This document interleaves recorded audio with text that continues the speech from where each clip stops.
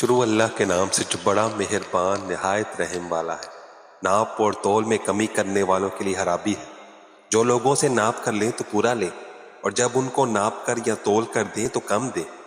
क्या ये लोग ये नहीं ख्याल करते कि उठाए भी जाएंगे, यानी एक बड़े सहद दिन में, जिस दिन तमाम लोग रब्बुल आलमीन के सामने खड़े होंगे।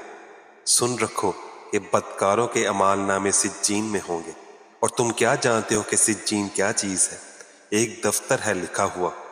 उस दिन जुटलाने वालों के लिए खराबी है, यानी जो इंसाफ के दिन को जुटलाते हैं, और उसको जुटलाता वही है जो हद से निकल जाने वाला गुनाहगार।